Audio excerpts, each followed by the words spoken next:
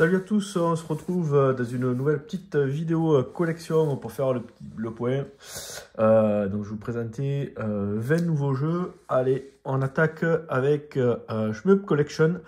Alors du coup moi j'ai profité des soldes pour récupérer un peu tous les jeux pixel art. Donc Shmup Collection, c'est une compile de 3 shoots. Armored 7, Satazius et Volflame. Donc là, on a deux shoots horizontaux, plutôt sympa, et puis un shoot vertical.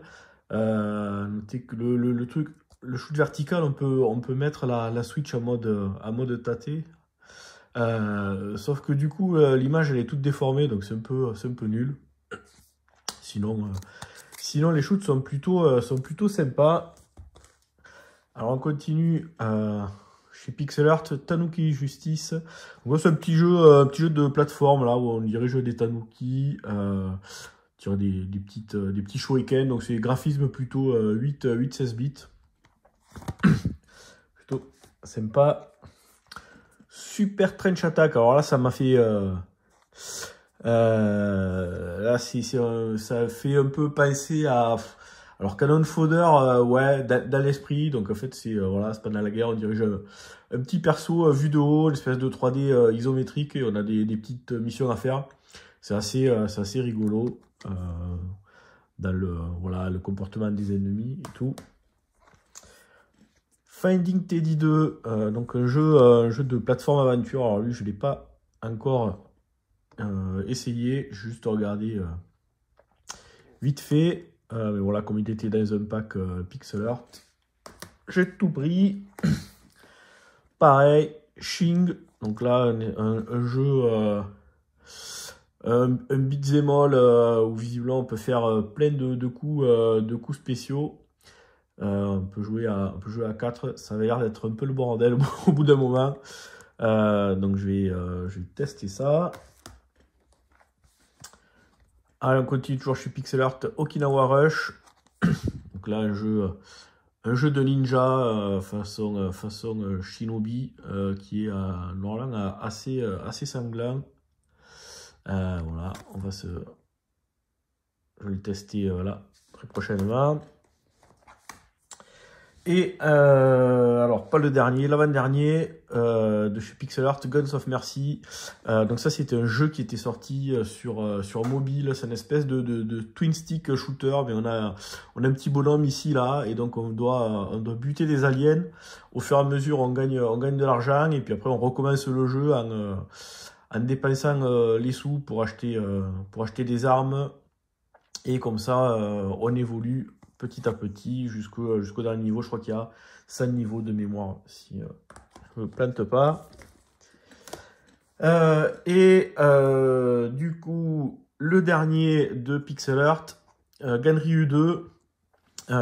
Donc ça, Ganryu, c'est un jeu qui était sorti sur Neo Geo, alors uniquement sur MVS à la base, et puis Pixel Art a racheté les droits de Visco, donc ils l'ont sorti de façon officielle. Moi je considère que c'est officiel sur AES.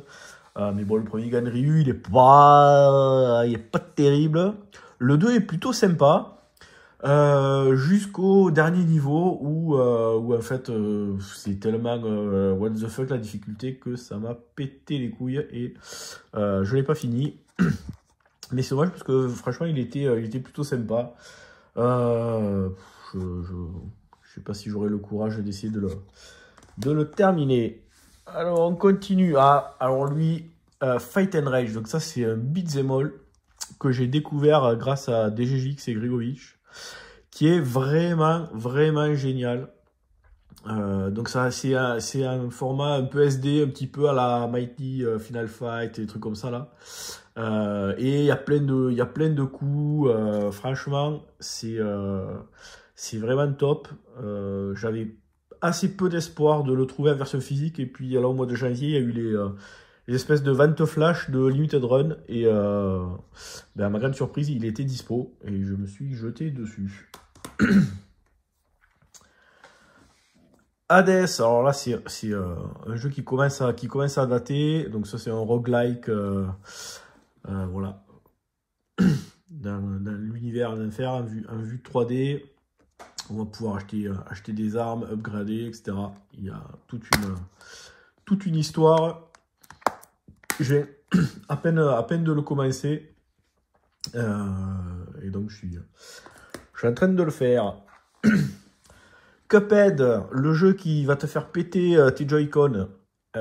Alors ça, Cuphead, c'est pareil, c'est un vieux jeu. Tout le monde attendait une version physique. Je l'avais testé en version démat. Donc là, j'ai profité de la sortie de la version physique pour me le prendre. Donc c'est un jeu de shoot, mais en boss mode. Voilà, on dirige des tasses et il faut détruire des boss et c'est super dur. Et je galère. Et mon fils l'a déjà fini, ce petit con. Et moi, j'y arrive pas. Putain. Allez, c'est la loose. On continue avec Skull. Alors celui-là, je suis en train de jouer. C'est vraiment plutôt sympa. L'histoire est rigolote. Donc c'est... Il y a des méchants qui sont allés au royaume des squelettes et des ogres leur péter la gueule. Et du coup, on va jouer les squelettes et on va aller se battre contre l'armée. Donc là, les rôles sont un petit peu inversés. C'est du pixel art franchement super joli. C'est voilà, Metroidvania, style Castlevania. Et ce qui est rigolo, c'est que en fait, on va récupérer des têtes de crâne, on va récupérer des têtes de squelettes et on va pouvoir changer notre tête avec celle du personnage et du coup on va avoir des nouvelles aptitudes, nouveaux persos. Franchement, ouais, vraiment sympa. Le Giana Sister, alors lui, je l'ai trouvé dans un bac, je savais pas du tout ce que c'était, je l'avais jamais vu, il était je crois à 5 €, même pas. Et du coup plutôt bonne surprise, donc c'est un jeu de plateforme où on va jouer les deux sœurs. Et donc on peut switcher d'une sœur à l'autre et du coup ça change à la fois tout l'environnement. Soit l'environnement devient plutôt chouette, joli, soit il est tout pourri, sombre avec des monstres. Donc ça fait changer les monstres et tout à la volée. Et donc chaque sœur a un pouvoir particulier. Elle peut sauter et tourbillonner et rester un petit peu dans l'air. Et elle fait des dashs. Donc il va falloir voilà, finir les niveaux en switchant au fur et à mesure de personnages. C'est plutôt cool. Blasphemous, là c'est pareil, Metroidvania ultra gore, ultra sanglant. Déjà là, le contexte du jeu est un petit peu particulier. Alors là, j'ai commencé à faire quelques petites parties. Il faut que je continue parce que j'ai vraiment pas mal accroché. Donc ouais, ça ressemble à du Castlevania. C'est un peu l'idée. Blazing Chrome, donc ça c'est du Contra. Voilà, Contra. Donc là c'est du run and gun bien chaud. Il y a notamment à la fin un passage où on est en vue de dos façon Space Harrier, qui est plutôt cool. Voilà, donc ouais, le jeu est assez difficile, mais franchement, j'ai passé un bon moment. Hollow Knight, donc là, pareil, petit jeu aventure, plateforme, Metroidvania, tout ça, mais par contre, graphiquement, c'est vraiment super joli. L'histoire, voilà, lui, je l'ai pas fini, il faut que je m'y remette. Donc voilà, on va attaquer des petits insectes, mais ouais, l'environnement, les graphismes du jeu, c'est vraiment super classe. Le Star Wars Racer, alors là oui, c'est un remake light, hein, parce que ils ont pas vraiment repaufiné les graphismes. Moi je l'avais fait à l'époque sur la Dreamcast et je m'étais bien éclaté, donc là je l'ai repris. Pareil, j'ai passé un excellent moment. Par contre voilà, graphiquement il n'y a pas eu d'évolution, de lifting. Bon, alors c'est vraiment ultra léger, mais après bon, le jeu est vraiment fun, vraiment rapide et tout. Et en plus, il est sorti il n'y a pas longtemps en compile avec un autre jeu, donc on peut le trouver à vraiment pas cher avec un jeu de FPS. Donc j'ai oublié le nom, mais c'est dans l'univers Star Wars. Le dernier Cotton qui me manquait après les Cotton Fantasy, Cotton Reboot. Donc ça, c'est les épisodes Saturn, Cotton 2 et Cotton Boomerang. Et puis un troisième shoot Guardian Force. Donc les Cotton, voilà, la petite subtilité qu'on peut faire sur ces épisodes, c'est qu'on peut capturer les ennemis et puis après les balancer sur les autres ennemis qui arrivent. Et le Guardian Force, donc c'est un petit shoot où on a une espèce de petit tank qui vole et on peut diriger la tourelle. Donc en fait on peut orienter les tirs.